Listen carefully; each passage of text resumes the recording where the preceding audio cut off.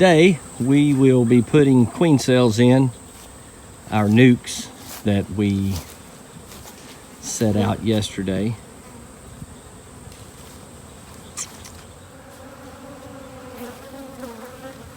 Smoker fuel is very important. And down here in South Mississippi, pine needles are in abundance.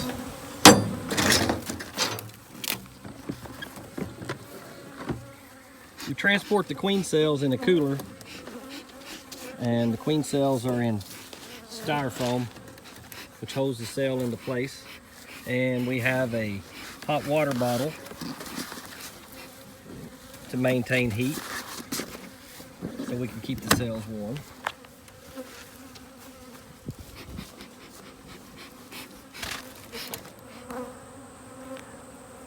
All right, we made these up yesterday. We put 2 frames of brood and 2 frames of honey, and then mixed in some foundation and some empty frames. And then we come back today and we will install the queen cell. We will do that in a few minutes. And if we find any hives that have too many bees, we will either add a second story or we will transfer some frames to try to equalize things out. We have 184 in this yard. So we're going to get started putting the queen cells in. All right, so you take the cell, place it in between the frames where your brood is. It's very warm, highs in the 70s and lows in the upper 50s. So you don't have to put the cell down in the brood. You can just put it in the top bar. Try not to drop them like I just did, because that damages them.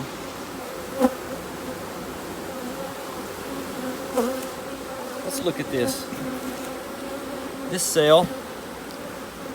So there's the queen. This is what she looks like when we place her into the hive, and then she will go ahead and mature. It will take about 2 more days and she will emerge. By that time she will have wings and she will be the proper color. It's always good to look at them and make sure that they are in good condition. Okay, so we finished putting in the cells. This is what we have left over. Now we're going to count and see how many boxes we need for second stores. It's very important if you're putting queens or putting in queen cells that you give the hive ample room for the field bees to bring in and store pollen and nectar, so that once the queen begins to lay, she has a space to place her eggs. Also, if you notice, we have foam sticking out of the pallets. We put the foam all the way across the entrance while we're transporting the nukes from the mother yard to the mating yard. And then we pull the corners out so the bees work out of the corners of the hive, and it helps the queen in her orientation when she comes back.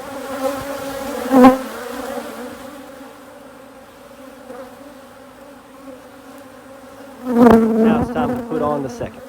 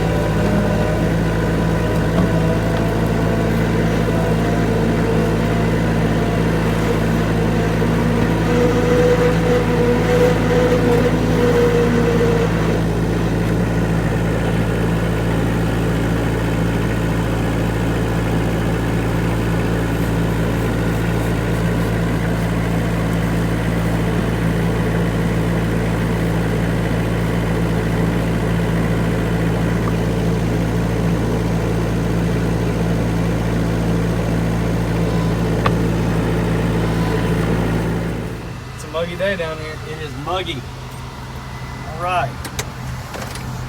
Got this job completed. Now on to another. Let's go make some splits. Well, here we are at a yard that we're going to divide up into nukes. It's a beautiful day for working in the bees. It's overcast, 75 degrees, and there's rain in the area. I expect that this is going to be fun.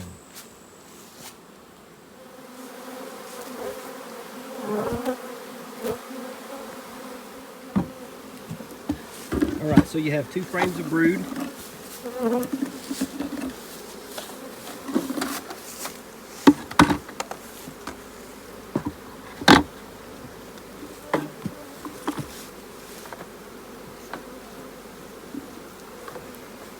Putting in your empty frames. And the foundation.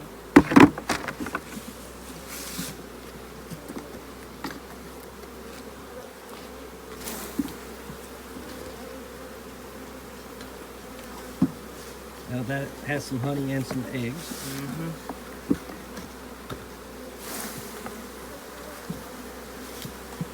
There's a frame of honey. What do you have there? This is a frame of some larvae and a little bit of honey in it. There's the queen. She has a beautiful brood pattern.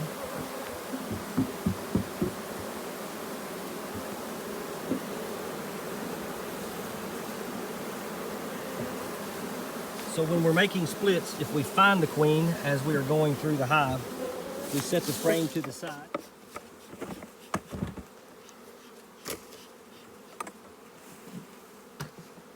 Got a little honey in it.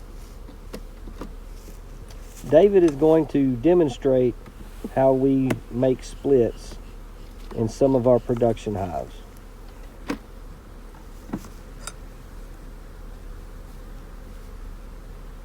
There are 24 frames in this hive, and David will go through the frames, take a quick glance for the queen. If he does not see the queen, he will shake the bees off of the frame into the bottom box. As he is doing this, he is separating brood, honey, and pollen, and equally dividing the brood, honey, and pollen into multiple boxes.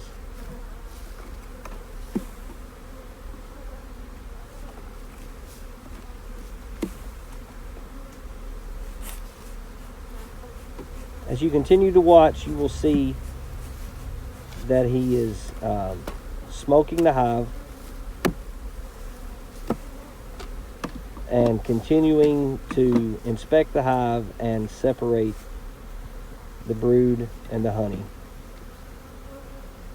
And then when he completes that, he will put an excluder on the bottom box and stack the brood and honey back up in the column, and the bees will crawl up on the brood and honey overnight, and we will separate it tomorrow.